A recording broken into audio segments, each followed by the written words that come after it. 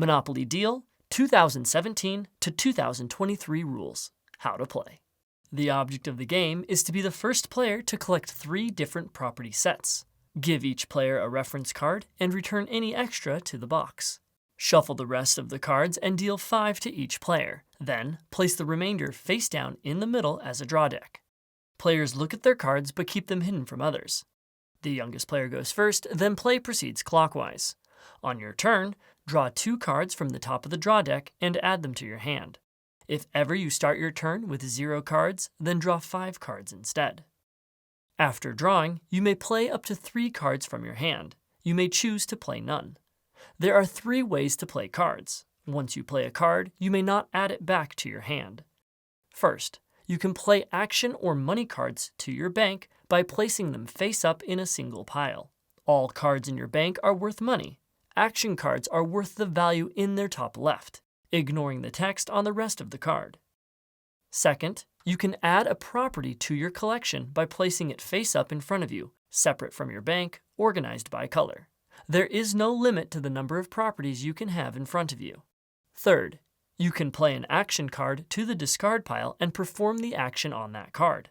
House and hotel action cards don't go to the discard, but instead are placed on property sets.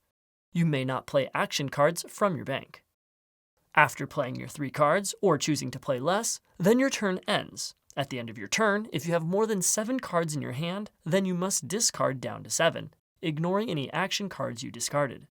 If you need to pay another player, you may give them money from your bank, or give them properties from your collection based on the value of the property in its top left. Money and action cards go to that player's bank, and properties go to their collection. Properties never go to a player's bank, and you never pay with cards from your hand. You get to decide how you want to pay, not the player you are paying. If you don't have enough money in your bank, then you must pay with properties. There is no change, so you may have to pay someone more than you owe if that is all you have. If you don't have enough money or properties to pay someone, then pay them what you have. If you have nothing, then pay nothing.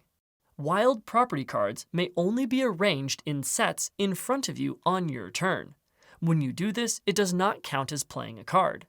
Wilds may not go to your bank, and the rainbow wild property cannot be used as money. When you collect rent and have multiple properties in the same color, the value of all the combined properties is listed on each card. You collect the total amount once per set, not once per each property card.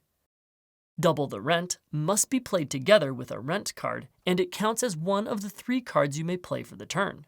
Playing 2 double the rent cards would result in quadrupling the rent. You may only play houses and hotels on complete property sets that aren't railroads or utilities. If the set ever becomes incomplete, then discard them. When you use houses or hotels to pay another player, they go to their bank instead of a property set. A property set may only have 1 house and 1 hotel. Just Say No can be played on another player's turn, and it only affects you. So, if Collect Rent is played and you play Just Say No, then you wouldn't pay at all, but all the other players still would. Just Say No can affect another Just Say No card.